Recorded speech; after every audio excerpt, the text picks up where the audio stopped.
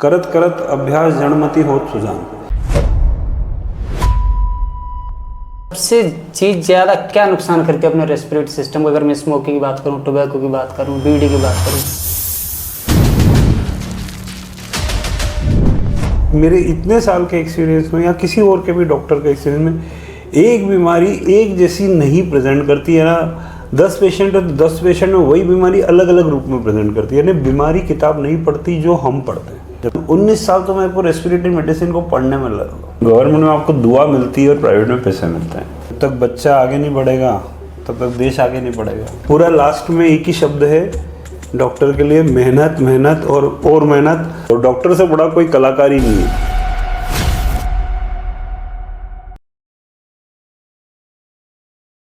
अगर आपने अभी तक मेरे चैनल को सब्सक्राइब नहीं किया है तो do subscribe it. That gives me that confidence to bring such a respectful guest to you from different branches of medical field.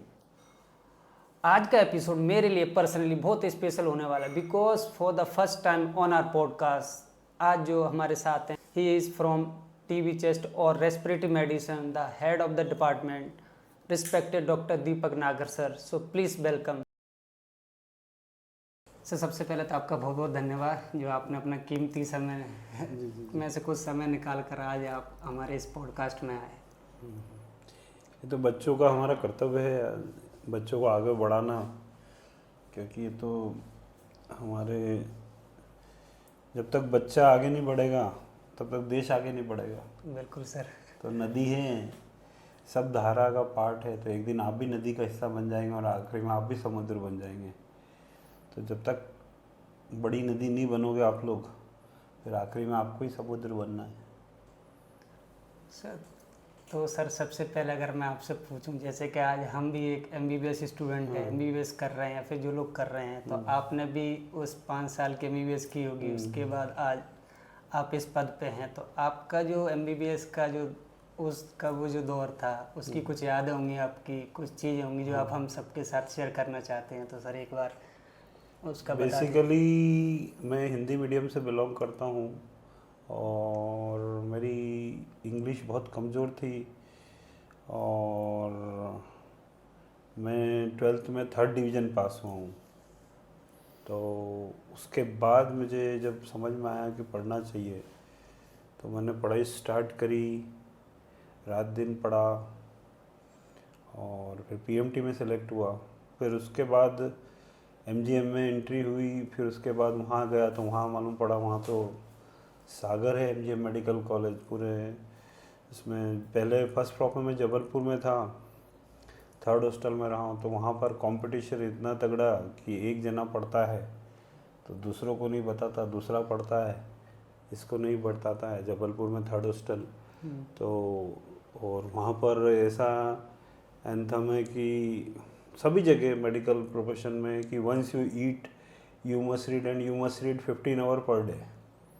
मतलब रोज़ खाते हो आप तो रोज़ पढ़ना ज़रूरी है, और रोज़ पढ़ना है तो 15 घंटे पढ़ना है, तभी आप शिखर पर पहुंचते हैं। और sky is the limit. Medical profession में एक ही चीज़ है कि स्काई इज़ द लिमिट, कोई लिमिट ही नहीं है। यानी मेडिकल प्रोफेशन में जो जिस कलयुग में जिसके पास जितनी कला होगी उतना आगे होगा। तो ऐसा पहली बात तो है कि हिंदी इंग्लिश मीडियम का कोई फ़र्क नहीं पड़ता है। दूसरी बात है कि अगर आप नीचे से नीचे भी आए और आपने चाहा तो आप ऊंचाई पे जा सकते हैं। और तीसरी बात है कि हार्ड वर्क का कोई सब्स्टिट्यूट ही नहीं है। तो धीरे धीरे धीरे करके पढ़ता रहा, ज़्यादा पढ़ता, बाकी लोग कम पढ़ते हैं, लेकिन हिंदी मीडियम के कारण अपने को ज़्यादा पढ़ना पड़ता था। तो फिर वो लेकिन याद अच्छा रहता है, क्योंकि थोड़ा सा फिर समझ में आया कि बहुत टफ कंपटीशन है। PG में भी तो मक्खन निकलता है, मतलब दूध में से मक्खन, मक्खन में घी। तो इस तरह जो हमारा प्रोफेशन है इसमें आप कुछ भी कर लीजिए, पढ़ाई के अलावा कोई सब्स्टिट्यूट ही नहीं है। और दूसरी बात है क्या नहीं पढ़ना वो ज़्यादा इम्पोर्टेंट है, कि क्या पढ़ना वो तो बहुत सरल है, क्योंकि कोर्स इतना वास्ट है, हर सब्जेक्ट बड़ा है। तो you should exclude what you should not to read. अब सर्जरी की क्या प्रोसीजर है कभी नहीं पूछेंगे आपसे, कि आप आप जो है ये कर रहे हो तो आप सर्जरी कैसी चला रहे, कौन सा सीजर, ये नहीं है। आपको कौन सी सर्जरी करना है, जिस लेवल पे जो पढ़ना है वही पढ़ना है। तो ये है बेसिकली हार्ड मंत्र कि। और दूसरी बात है, group discussion is the best way.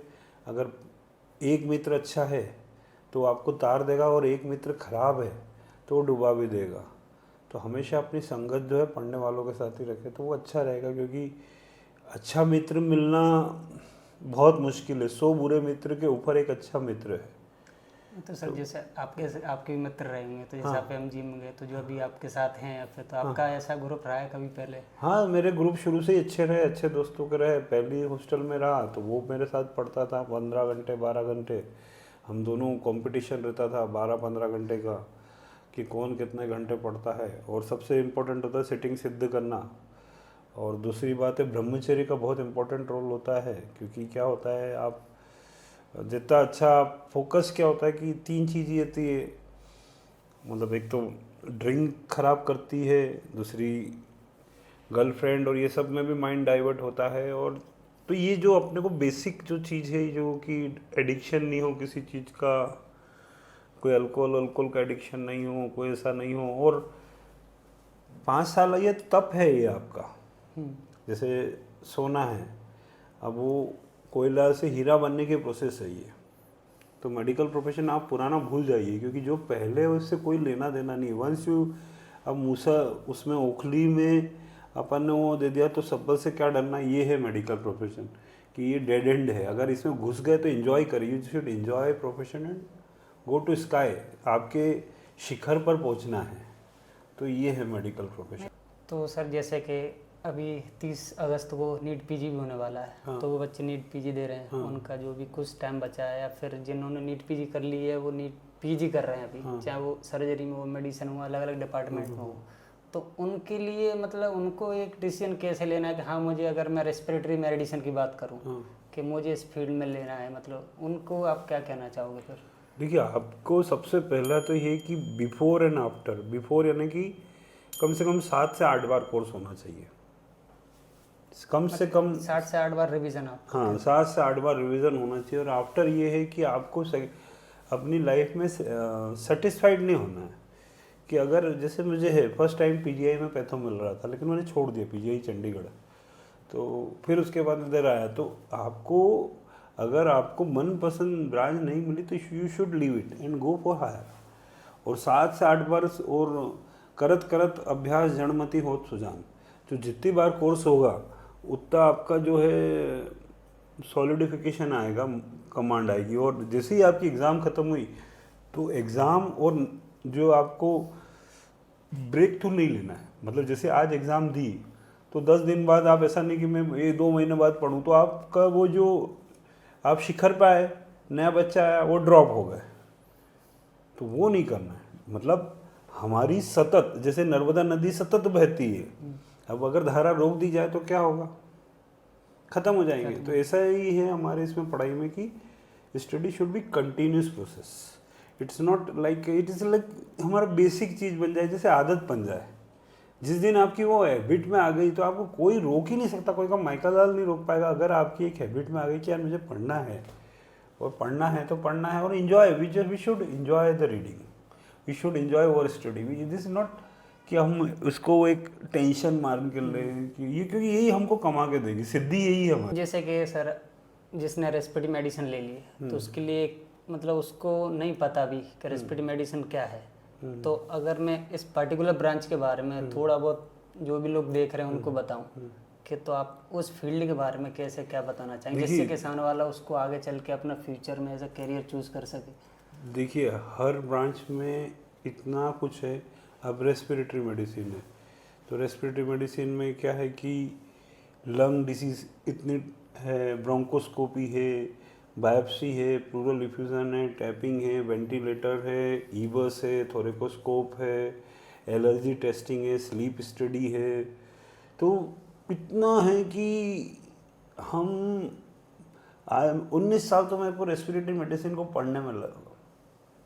इतनी बड़ी मेडिसिन है। इसी तरह अगर देखें तो मेडिसिन है, और आज भी 24 साल हो गए मेरे को तो भी मेरी कंप्लीट नहीं हुई है। यानी I am not complete till yet की मैंने 24 साल प्रैक्टिस के बाद भी मेरी पढ़ाई कंप्लीट हो गई है। तो हमारे इसमें क्या है कि हम तो पढ़ते हैं लेकिन बीमारी नहीं पड़ती है। अगर बीमारी नहीं पड़ती तो हम बीमारी के साथ पढ़ेंगे तो शिखर पर पहुंचेंगे। और अगर हम सोचेंगे कि प्रो ग्रेड पढ़े तो नहीं हो सकता है। हम बीमारी के डिसीज़ को पढ़िए और उसके लक्षण को पढ़िए और उसको किताब में पढ़िए, क्योंकि जरूरी मेरे इतने साल के एक्सपीरियंस में या किसी और के भी डॉक्टर के एक्सपीरियंस में एक बीमारी एक जैसी नहीं प्रेजेंट करती है ना। 10 पेशेंट है तो 10 पेशेंट में वही बीमारी अलग अलग रूप में प्रेजेंट करती है, यानी बीमारी किताब नहीं पढ़ती जो हम पढ़ते हैं। तो कहने का मतलब यही है कि जब तक हमको हमारी बीमारी के बारे में, हमारी किताब में जो लिखी बीमारी के बारे में, जो बेसिक बीमारी के बारे में डेप्थ में नहीं पता है तो हम उसके शिखर पर नहीं पहुंच सकते। यानी कि 10 बीमारी है, अब 10 बीमारी मलेरिया है, अब मलेरिया को अगर डेप्थ में नहीं पता तो हम कैसे उसके बारे में जान पाएंगे। तो एक बार पेशेंट वंस व्यू कि हमने एक बार मलेरिया को देख लिया तो हम उसी समय उसको डेप्थ में पढ़ लें, इसको बोलते हैं रिट्रोग्रेड पढ़ाई। तो हमारे मेडिकल प्रोफेशन में best study is the retrograde. Prograde अगर पढ़ेंगे तो आप पढ़ ही नहीं सकते, इतनी असंख्य बीमारी है कि हम प्रोग्रेड में तो रिट्रोग्रेड पढ़ेंगे तो आप बहुत आसानी से पढ़ाई होती है। तो यानी उल्टी चाल, और जो उल्टी चाल सीख गया उसको कोई भी नहीं रोक सके। हमारे मेडिकल प्रोफेशन में उल्टी चाल, यानी आप प्री पीजी भी करते हैं तो रिट्रोग्रेड पढ़िए, यानी हमको एक दिन में उल्टे क्वेश्चन छूटाना। यानी ये आया कि commonest cancer of most common type of cancer of lung, squamous cell, adeno, ये वो, तो हमको उन सब का डाटा के स्क्वेमस का इतने % इंडिया में स्क्वेमस सेल कॉमन है, एडिनो विदेश में कॉमन है, तो ये हमको पता होना चाहिए। या फिर स्टेजिंग T3 N1 M1, हमने CA लंग पूरा पढ़ लिया, CA लंग पूरा पढ़ लिया, एक बार CA लंग हो गया, CA लंग के रिलेटेड सारे क्वेश्चन हो गए। फिर एक बार आया कि आपका सपोज ब्रोंकेक्टेसिस आया, ब्रोंकेक्टेसिस के 4 क्वेश्चन आए तो वो 4 छुड़ा लिए, तो जी ब्रोंकेक्टेसिस हमेशा आएगा तो वो हो जाएगा। 10 डिसीज इसी तरह आपने मलेरिया देखा तो मलेरिया का पढ़ लिया, फिर मलेरिया के क्वेश्चन छुड़ा। Retrograde is the best study, उसमें आपको शांति मिलेगी। प्रो इज नॉट, हमारा मेडिकल साइंस इतना बड़ा है कि प्रोग्रेड तो जो अब 25-25, 30-30 साल हो गए वो नहीं खत्म हो सकता। तो आप लोग सोच रहे हैं कि 2 साल 3 साल में प्रोग्रेड कैसे पढ़ सकते हैं, तो प्रोग्रेड पढ़ाई करना बहुत टफ है आप लोग के लिए एज ए यंग जनरेशन। हम खुद इतनी बीमारियां हैं कि प्रोग्रेड कैसे कंप्लीट करेगा। एक पूरे इंसान में असंख्य डिसीज होती है और एक बच्चा सोचता है कि मैं 2 साल में पूरी बीमारी पढ़ लूँ, जो प्रोफेसर 30 साल में नहीं पढ़ पाया, तो कैसे पॉसिबल है। 2 साल में तो वो कर ही नहीं सकता, जो 25 साल में भी नहीं कर पाया, तो आप उससे 2 साल की उम्मीद करना तो गलत है। लेकिन सर फिर भी जैसे आपके मन में कब ऐसा आया कि मुझे रेस्पिरेटरी मेडिसिन मतलब इसी फील्ड में जाना, और भी आसान नहीं, मेरे इसमें चॉइस ही नहीं था, मेरे को क्लिनिकल में जाना था, तो रेडियो उड़ गई थी तो मेरे को फिर रेस्पिरेटरी मेडिसिन उठाई। तो मतलब तो मेरे को तो अपने इसमें तो ये तो वो चॉइस ही नहीं है कि अपने को तो रैंक आने के हिसाब से जितनी अच्छी रैंक, जैसे आपका अंदर से कि हाँ मुझे, जैसे किस लोग, बहुत से लोगों का सर्जरी, किसी का मन होता है, किसी का मेडिसिन में भी कुछ आगे ब्रांच, मैं सर्जिकल ब्रांच में नहीं जाना चाहता था, इसलिए मैं रेस्पिरेटरी मेडिसिन में। तो सर जैसे आपने अभी बताया, जैसे आपके पास तो बहुत से पेशेंट आते हैं, रोज आते हैं, आप जब ओपीडी में बैठते हैं तो कुछ जैसे आपने बताया टीबी के पेशेंट हो गए, कुछ COPD अपन पढ़ते हैं, कुछ लंग कैंसर उसके भी पेशेंट हो गए। तो कभी कोई एक ऐसा पेशेंट आया आपके पास कि आपको अभी तक वो आपके दिमाग में है कि यार वो केस ऐसा था कि मतलब आज तक वो याद है, उसको आपको करने, उसको डायग्नोस करने में भी थोड़ा बहुत मेहनत लगी आप? कई केस है मेरे पास, फिर भी सर 1-2। जैसे एक पेशेंट था, नोकार्डियोसिस का पेशेंट था, उसको बार बार टीबी की दवाई देते थे, MDR तक पहुंच गया था। अब क्या है कि हमारे इसमें बेसिक पढ़ाई है कि sputum positive, false sputum AFB positive, तो उसमें नोकार्डियोसिस, एक्टिनोमाइकोसिस, तो उसका वीक पॉजिटिव आ रहा। अब डिस्पाइट ऑफ गिविंग ATT दूसरों ने दे दिया। यहाँ हरदा का पेशेंट था, अच्छा, तो हरदा का पेशेंट था, तो उसको जैसे ही अब AFB पॉजिटिव आ रहा है लेकिन ATT देने के बाद ठीक नहीं हो रहा है, अच्छा कल्चर नहीं आ रहा है, तो फिर डर लगता है कि उसकी ब्रोंकोस्कोपी करी, इसमें करा तो नोकार्डियोसिस आया, नोकार्डियोसिस का ट्रीटमेंट दिया तो पेशेंट ठीक हो गया। तो बेसिक अगर मैंने उस वक्त थ्योरी में कोई याद नहीं होती कि false AFB positive, nocardiosis, actinomycosis, तो वो हमको अगर बेसिक ही नहीं पता है जब तक प्रथम सीढ़ी नहीं पता तो दूसरी तीसरी चौथी सीढ़ी। उसी तरह दूसरा पेशेंट है कि मतलब पल्मोनी एम्बोलिज्म का पेशेंट है, वो पिकअप ही नहीं होते हैं। पेशेंट को डिस्ट्रेस में डिस्निया है, सेचुरेशन फॉल है, एक्सरे नॉर्मल है, सीटी पल्मोनी एंजियो कराया तो पल्मोनी एम्बोलिज्म निकला। तो ये पेशेंट जो है, जो पेशेंट, ऐसे कई पेशेंट है जिसमें कि हम लोगों ने बहुत मेहनत करी तभी डायग्नोसिस नहीं मिली। इसी तरह एक लिम्फोमा था, अब उसको ब्लड में यूसिनोफिलिया, अस्थमा हो रहा है, ये हो रहा है, सब पता करा, कुछ नहीं निकला। हम अस्थमा, यूसिनोफिलिया, लेकिन यहाँ पर एक लिम्फ नोड देखला तो मिक्स सेलुटी में, हजकिंस की मिक्स सेलुटी में वो होता है। तो लास्ट में पता चला है this is the case of lymphoma. उसके कारण यूसिनोफिलिया हो रहा, उसके कारण अस्थमा हो रहा, उसके कारण उसको पेशेंट हो रहा। लेकिन पेशेंट को सब लोग अस्थमा करके ट्रीट कर रहे थे, लेकिन अस्थमा में यूसिनोफिलिया है, यूसिनोफिलिया डाउन नहीं हो रहा है। और बाद में देखा लिम्फ नोड तो वो मिक्स सेलुटी नॉन हजकिंस लिम्फोमा निकला। तो ये चीज़ है कि बीमारी नहीं पड़ती, किताब तो आप पढ़ते हो, आपको patient first anatomical diagnosis, second physical diagnosis, third is clinical diagnosis. तो जब तक हम मरीज को देखते से ही, आते से ही, चाल से ही समझ जाते हैं, तो इसको बोलते हैं एनाटॉमिकल डायग्नोसिस। दूसरी बात है कि मरीज के लक्षण से बगैर आला लगाई आपको मरीज की डायग्नोसिस हो जाए। और तीसरी बात है आले की सिद्धि। आले की सिद्धि तभी आएगी जब रोज आप 30 पेशेंट को ऑस्कल्टेट करते हो। जब तक आप मरीज के साथ आला लगा के फ्रेंडली, उसके साथ जैसे बोलते हैं ना अपन घर में काम करते तो दिल लगा के काम करते कि वहाँ पे झूल है, वहाँ पे झाड़ू है, वहाँ पे वो है, वैसे मरीज के साथ भी हम लोग को उसको दिल लगा के देखना है कि इसके यहाँ पे लिम्फ नोड है, यहाँ पे वो है, यहाँ पे इक्टरस है, यहाँ पे वो। कहीं मालूम पड़ा लिम्फ नोड भूल गए, कहीं पड़ा ये भूल गए, कहीं रोंका आ रहे हैं। तो मरीज के साथ दिल लगा के काम करने की आदत, कला यही है।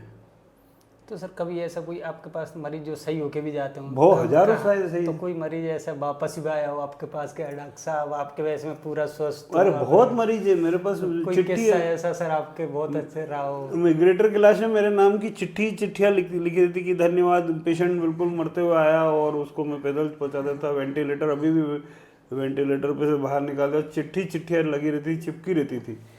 फिर बाद में क्या हुआ कि ठीक है, उससे क्या होता है कि दूसरे डॉक्टर को प्रॉब्लम होती है। तो ऐसे कई पेशेंट है मेरे साथ जो अपना तो कर्तव्य है, नेक्स्ट टू गॉड डॉक्टर है, और डॉक्टर से बड़ा कोई कलाकार ही नहीं है। क्योंकि हम पिंचिस पाना और ये वाली सिद्धि नहीं है, हमारी मानव की सिद्धि है। किसी जीव को, मानव को खड़ा करके चलाना, ये सिद्धि सिर्फ डॉक्टर के पास है। तो इसको सिद्धि को ही सिद्ध करना, यही सबसे बड़ी सिद्धि है। इससे बड़ी कोई सिद्धि ही नहीं है। किसी को, बीमार आदमी को आप चलता हुआ वापस पहुंचा दोगे, इससे बड़ा कोई कर्तव्य ही नहीं है। इसमें पैसे की कोई कमी नहीं है, पैसा तो बाई प्रोडक्ट है, लेकिन ये सिद्धि आनी चाहिए। एक कला है, कलयुग में जिसके पास जितनी कला रहेगी वो उतना आगे रहेगा। तो ये कलयुग है, और डॉक्टर से अच्छी कलाकार कोई है ही नहीं। क्योंकि वही मजदूर दिन भर काम करता है, उसको 300 रुपये मिलते हैं, वही मजदूर काम करता है 500 रुपये, और डॉक्टर खाली नब्ज पर चलता है तो 2000, 5000, 10,000। तो इससे अच्छी कला और कहाँ मिलेगी?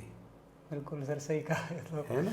तो आपको मतलब एक मजदूर दिन भर टोपले के जाएगा, ये करेगा वो करेगा, उसको यूँ उसको 300-500 मिलेंगे, बेचारा दिन भर पावड़े चलाएगा, गेती चलाएगा, 300-500, और आप एक मरीज के नब्ज देखोगे उसके 500 मिल लगा। तो इसकी कला है, और कला में क्या है? मेहनत। इसका मेहनत और मेहनत, पूरा लास्ट में एक ही शब्द है डॉक्टर के लिए, मेहनत और मेहनत। और निशाना हमेशा अर्जुन की आंख जैसा होना चाहिए कि मेरे को क्या पढ़ना और क्या नहीं पढ़ना है, ये भी आना चाहिए। तो और 7 से 8 बार कोर्स होना चाहिए। सर जैसे मैं अभी कल रिसर्च जैसे इसके लिए कर रहा था, तो ये WHO भी बोलता है 25% जो लोग हैं अपने इंडिया में, हाँ। उसमें से कम अगर 10 लोग हैं तो उसमें 7 या 6 लोग टीबी के आपके पास पेशेंट आएगा ही आएगा। तो अगर उन मरीजों के लिए आप कुछ बताना चाहिए, जैसे टीबी से क्या क्या कुछ ऐसी चीज़ें जो कि जिससे अपन टीबी अपने में डायग्नोस ना, फिर कोई बीमारी हो रेस्पिरेटरी अपना सिस्टम से रिलेटेड, जिससे कि थोड़ा वो अपने आप बचाव रख सकें, चाहे वो घर पे हो या फिर कहीं कुछ वर्क कोई ऑक्यूपेशन से रिलेटेड हो। देखिए, रेस्पिरेटरी में sputum hygiene is the best. और फ्यूचर में बायोटेरिज्म है, यानी एक कफ में 10 to the power 3 to 10 to the power 5 bacilli होते हैं, तो एक स्पुटम प्लस में, तो आप एक केविटी में 10 to the power 8, तो अगर पेशेंट का मुंह पे कपड़ा या कोई भी बायोटेरिज्म मुंह पे कपड़ा रखना, वहीं से शुरुआत हो जाती है। मास्क हाइजीन, हैंड हाइजीन और वेंटिलेशन अच्छा है तो बीमारी नहीं। वायु ही योग, वायु ही भोग, वायु ही हरे 36 रोग, या वायु का जो जाने भेव, स्वापन में गुरु आपन में देव। यानी वायु की शुद्धि होना चाहिए। अगर वायु शुद्ध नहीं है तो फिर बीमारी होगी।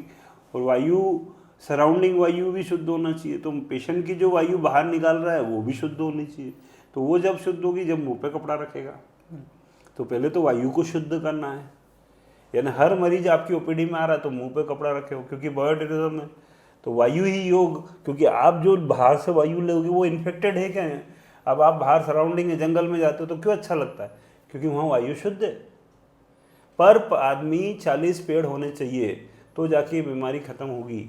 अगर हर आदमी पे 40, तो इतने तो अपन कर नहीं सकते हैं, तो अपने को वेंटिलेशन, तीसरा मुंह पे कपड़ा रखना, तो वायु की शुद्धि होना चाहिए। तो सबसे बड़ी गलती आज का जो मरीज है, कोई भी इंसान है, सबसे वो या तो वो मास्क पहन नहीं रहा है, या फिर ऐसे धूल मिट्टी में ज़्यादा काम कर रहा है। हाँ, वायु को शुद्ध, या तो कोविड क्यों हो रही है, ऑक्सीजन की कमी क्यों हो रही है, पेड़ पौधे कट रहे, इन्वायरमेंटल जितने पेड़ पौधे कर रहे, एक पेड़ कितनी ऑक्सीजन देता है। पेड़ से अच्छा कोई प्रोडक्ट ही नहीं है जो ऑक्सीजन देने वाला। ऑक्सीजन ही तो परमात्मा, और क्या है, प्राण ही है। ऑक्सीजन का तो खेल है पूरी बॉडी में। शरीर में ऑक्सीजन नहीं है तो खत्म। नहीं सर, जैसे फिर भी जैसे आपको कितने 24-25 साल हो गए लगभग आपको। हाँ, काफी साल हो गए। हाँ, इसमें तो आपने कहीं ना कहीं जैसे प्राइवेट जगह भी कुछ बहुत ड्यूटी जगह करते हैं। प्राइवेट। आज आप सरकारी चीज़ों सर, तो हम दोनों सर- में अगर मैं दोनों को साथ में रख के पूछूं आपसे कि आपका वहाँ पे जो काम करते थे या फिर आज जो सरकारी में काम होता है, दोनों जगह में आप मतलब जैसे आगे अगर मैं भी जाऊँ तो मेरे को थोड़ा ऐसा वो पता होना चाहिए कि हाँ, मैं प्राइवेट में थोड़ा मेरे को काम अच्छा सीखने को मिल सकता है, या फिर सरकारी में आज आप काम कर रहे हैं उसमें, तो उन दोनों को अगर आप कंपेयर करके थोड़ा बता पाएँ ताकि हमें भी एक डाउट क्लियर हो जाए कि हाँ, प्राइवेट चीज़ अलग है, सरकारी अलग है। अगर मैं रेस्पिरेटरी मेडिसिन की बात करूँ स्पेशली, तो देखिए प्राइवेट में क्या है कि प्राइवेट में तो आपको प्राइवेट में कारपोरेट में था तो वहाँ तो टर्नओवर और बेसिक उनका होता है, क्योंकि जो बनिए वाला खेम रहता है। और गवर्नमेंट में क्या होता है, सेवा वाला रहता है। गवर्नमेंट में आपको दुआ मिलती है और प्राइवेट में पैसे मिलते हैं, ये पूरा कहानी का सार है। तो गवर्नमेंट में सेवा है और प्राइवेट में पैसा है, और लेकिन काम दोनों ही जगह करना पड़ेगा। गवर्नमेंट में फैसिलिटी कम है और प्राइवेट में स्काई इज़ द लिमिट है, लेकिन गवर्नमेंट भी स्काई इज़ द लिमिट है। अगर आपको काम आता है तो आपको कोई नहीं रोक सकता है। अगर कलाकार को काम आता है तो उसको कोई भी नहीं रोक पाएगा।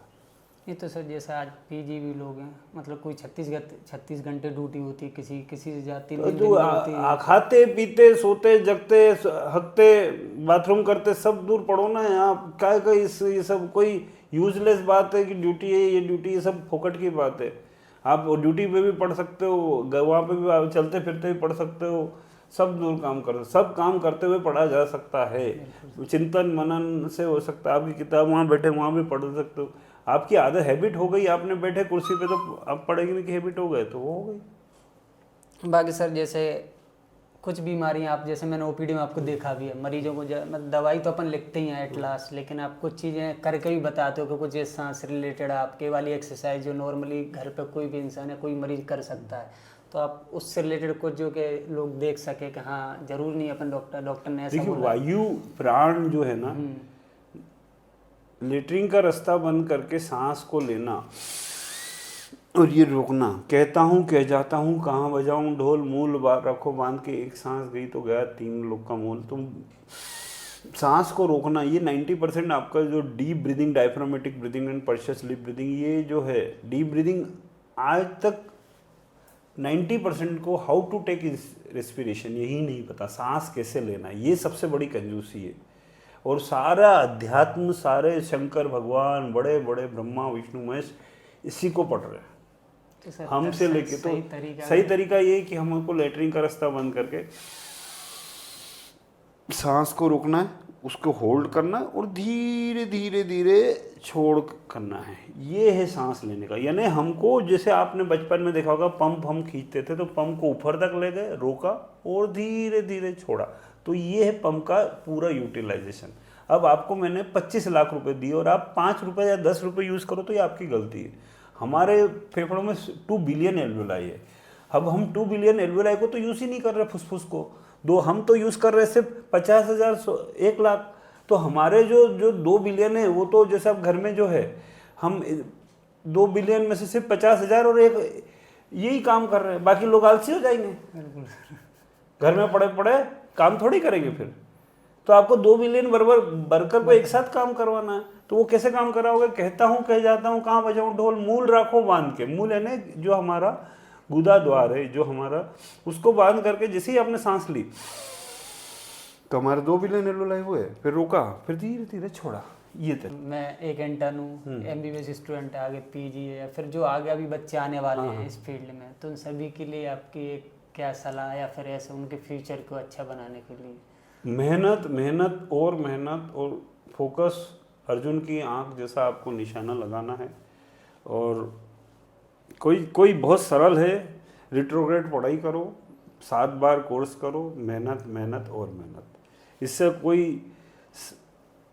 फर्स्ट अटेम्प्ट में ही किक मारो, फर्स्ट अटेम्प्ट में ही हिट करो, और तवे पे जब भी चोट होनी चाहिए जब वो गर्म हो, तो आपको ऐसा है कि पिक फुल प्रेस पे हो।